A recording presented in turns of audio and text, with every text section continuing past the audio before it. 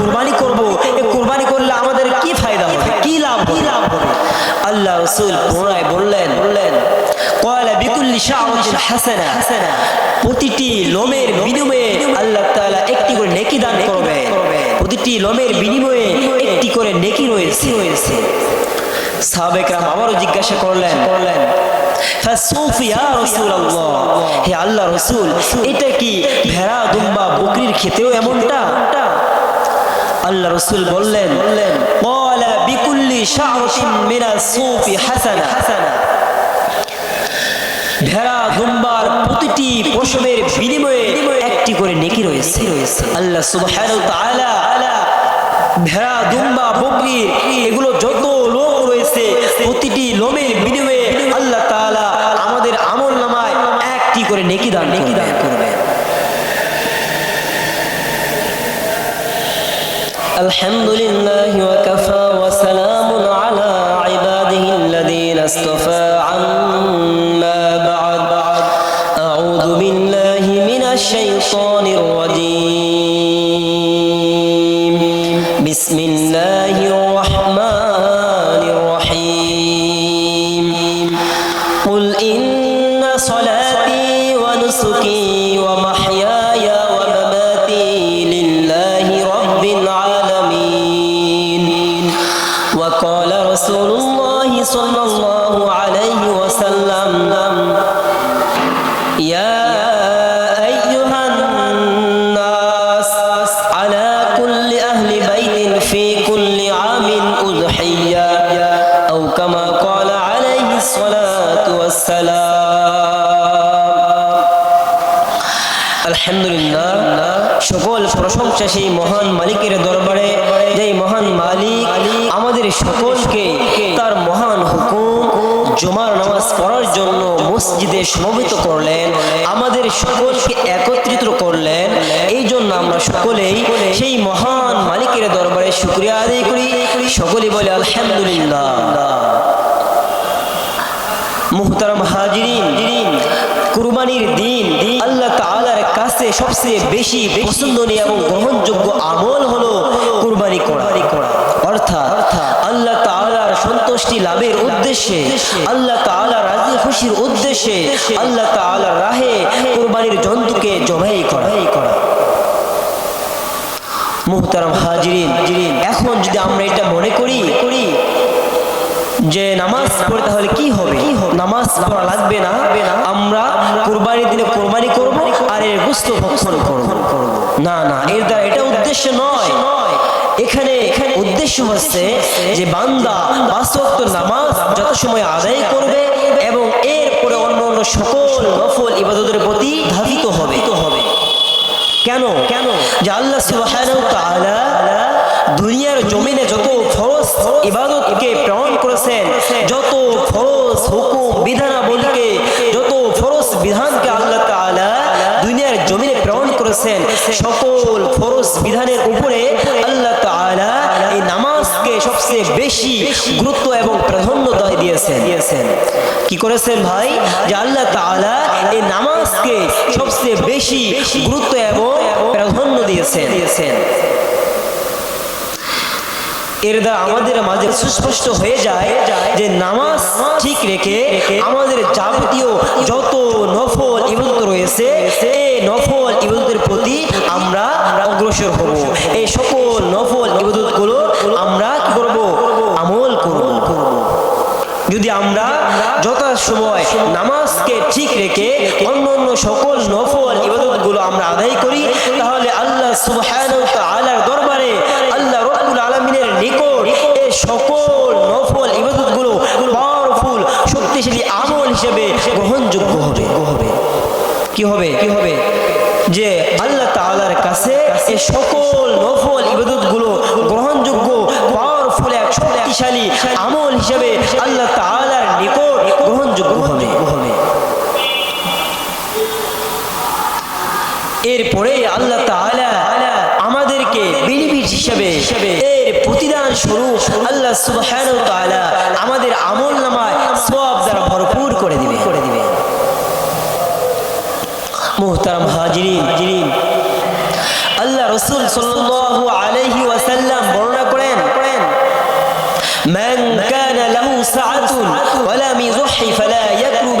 মুসাল্লানা, যাকে আল্লাহ তাআলা কুরবানি করার মতো সামর্থ্য দান করেছেন। অর্থাৎ যে ব্যক্তি সামর্থ্য থাকা সত্ত্বেও কুরবানি করলো না, সে যেন আমাদের ঈদগাহে না আসে। ফালা ইয়াকরুবান্না মুসাল্লানা, সে যেন আমাদের ঈদগাহে না আসে। অথচ যেই মায়ার নবী, যেই দয়ার নবী, কিয়ামতের দিন ওই কঠিন মুসিবতের সময় যখন সকল নবীগণ ইয়া নাফসি বলে ক্রন্দন করবেন, ইয়া নাফসি বলে চিৎকার করবেন, ওই বিভীষিকাময় অবস্থায় আমাদের সেই প্রিয় নবী হযরত মুহাম্মদ সাল্লাল্লাহু আলাইহি ওয়াসাল্লাম তিনি ইয়া উম্মতি বলে আল্লাহ তাআলার দরবারে ক্রন্দন করবেন। এত মায়ার নবী, এত দয়ার নবী, আমাদের প্রতি এত দয়াশীল, অথচ তিনি কি সত্য ভাষায় সতর্ক স্বরূপ কি বাণী উচ্চারণ করেছেন। এর দ্বারা বোঝা যায় যে কুরবানি কত বড় একটি গুরুত্বপূর্ণ আমল, গুরুত্বপূর্ণ এক ইবাদত। আল্লাহ রাসূল সাল্লাল্লাহু আলাইহি ওয়াসাল্লাম বর্ণনা করেন, ইয়া আইয়ুহান নাস আলা কুল্লি আহলি বাইতিন ফি কুল্লি আমিন উযহিয়া। ইয়া আইয়ুহান নাস, হে মানব সকল, হে মানব জাতি, ফি আলা আহলি কুল্লি বাইতিন, প্রত্যেক পরিবারের থেকে ফি কুল্লি আমিন উযহিয়া, প্রতি বছরেই কুরবানি ওয়াজিব হয়ে যায়। মুহতারাম হাজিরিন, পূর্বে যে হাদিসে আল্লাহ রাসূল বর্ণনা করেছেন সামর্থ্য, এখানে সামর্থ্য দ্বারা উদ্দেশ্য হচ্ছে নিসাব পরিমাণ মালের মালিক হয়ে যাওয়া, মুকিম হওয়া, মুসাফির না হওয়া, জ্ঞান সম্পন্ন বিবেকমান হওয়া। এই কয়েক শ্রেণী যদি এই বিষয়গুলো কোনো ব্যক্তির ভিতরে পাওয়া যায়, তাহলে তার উপরে কুরবানি আবশ্যক হয়ে যায়, তার উপরে কুরবানি ওয়াজিব হয়ে যায়। এখানে নিসাব পরিমাণ মালের সংখ্যা এটাই বোঝানো হয়েছে যে এটা কতটুকু পরিমাণ হতে পারে। বর্তমান জামানায় এটা 52,000 টাকা এরকম পরিমাণ একটা নির্ধারণ করা হয়েছে।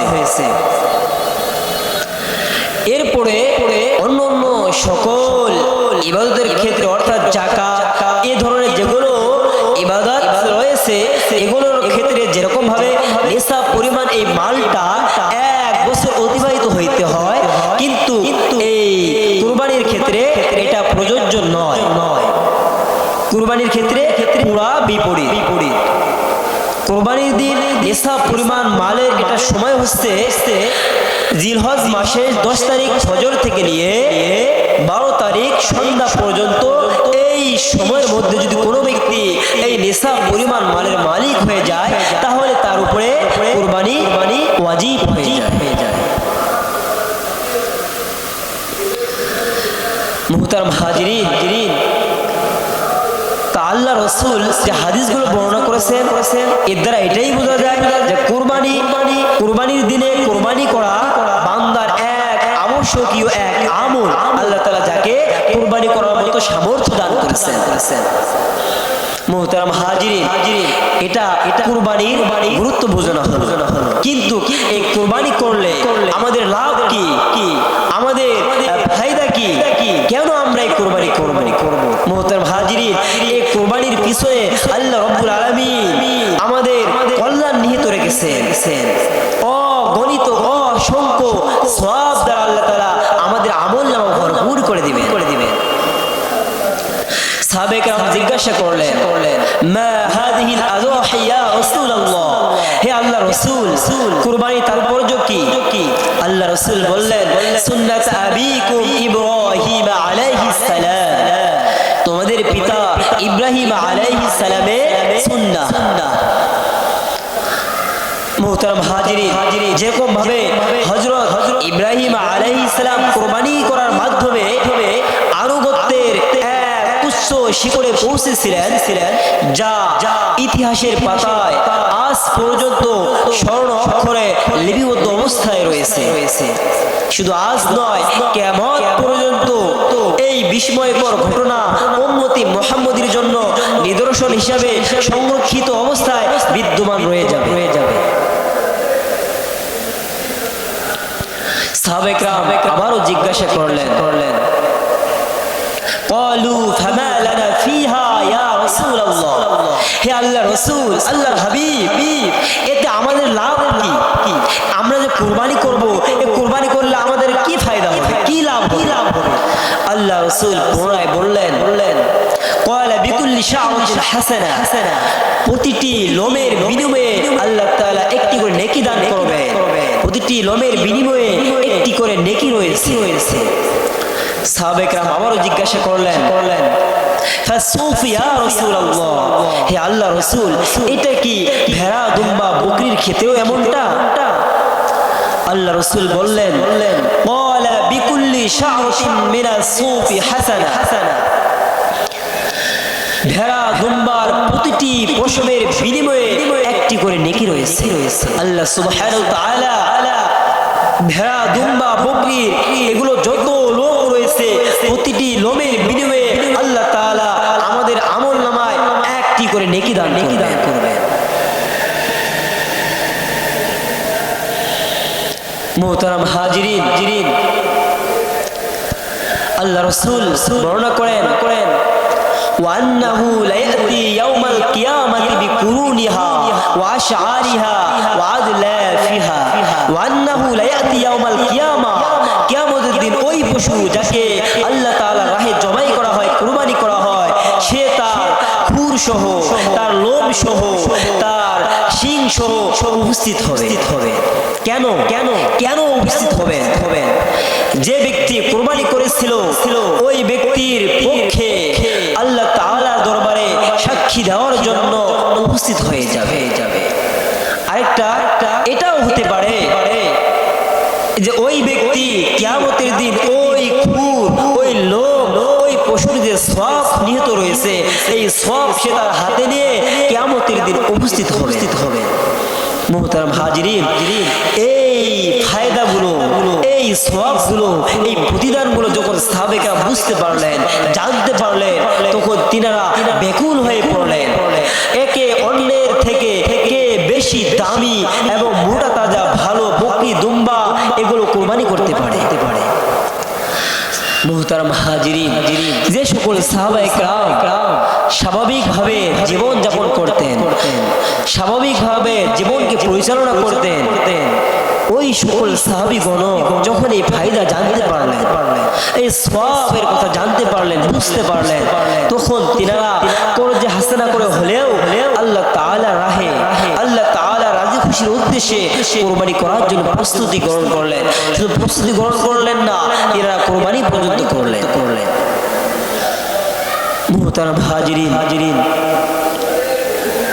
আমরা যে কুরবানি করতেছি, এই কুরবানি দেখেন আল্লাহ তাআলার দরবারে কিছুই পৌঁছে না। আল্লাহ তাআলা পবিত্র কোরআন কারিমে বর্ণনা করেন লা ইয়ানালাল্লাহু লুহুমুহা ওয়ালা দিমাউহা ওয়ালাকিন ইয়ানালুহুত তাকওয়া মিনকুম। আল্লাহ তাআলার নিকট এই কুরবানির গোশত, এর রক্ত কিছুই পৌঁছে না। ওয়ালাকিন ইয়ানালুহুত তাকওয়া মিনকুম, পৌঁছে তোমাদের অন্তরে তাকওয়া, তোমাদের খোদা ভীরু আল্লাহ তাআলার দরবারে পৌঁছে। মুহতারাম হাজিরিন, আজকে আমাদের অবস্থা দিকে লক্ষ্য করে দেখি না সাহাবায়ে কেরামের অবস্থা কেমন ছিল আর আমাদের অবস্থা কেমন। আজকে আমরা অনেক সময় দেখা যায় কুরবানি করি, মাশাআল্লাহ, অনেকে খালেস নিয়েছে, তাকওয়া অবলম্বন করে আল্লাহ তাআলার সন্তুষ্টি লাভের উদ্দেশ্যে আমরা অনেকেই কুরবানি করি। আবারও দেখা যায় আমরা অনেকেই রয়েছি অনেক বিত্তশীল, সমাজের টাকা পয়সা এক হোটেল সম্পদের মালিক, সমাজে এক সম্মানী ব্যক্তি। এই ব্যক্তি ভাবে যদি আজ আমি কুরবানি না করি তাহলে সামাজিকতার দিক থেকে এটা কেমন দেখা যায়। আমি একজন ধন সম্পদের মালিক, আমাকে মানুষ টাকাওয়ালা বলে, বড় বলে, ব্যবসায়িক বলে, আর আমি যদি কুরবানি না করি এটা সমাজে কেমন যেন দেখা যায়। আবার দেখা যায় আমাদের সমাজে এরকম প্রচলন রয়েছে যে আজকে আমরা আমাদের ছেলেকে বিবাহ দিয়েছি, আমরা মেয়েকে বিবাহ দিয়েছি, ছেলেকে বিবাহ দিয়েছি, এখন যদি আমি কুরবানি না করি তাহলে আমার নতুন শ্বশুর বাড়ি, তার কেমন ভাববে যে কেমন একটা হয়ে যাইতেছে। আবার আবারও দেখা যায় যে মেয়েওয়ালারা ভাবে এটা যে আমার মেয়েকে আমি কিছুদিন আগে বিবাহ দিলাম আর কোরবানি একটা অবস্থা শুরু হয়ে গিয়েছে, সামনে কোরবানি, এখন যদি আমি কোরবানি না দেই তাহলে আমার মেয়ের শ্বশুর বাড়ি থেকে লোকজন কেমন ভাববে যে এরা কোরবানি দিচ্ছে না, হয়তো বা খুবই নিচু মানের লোক।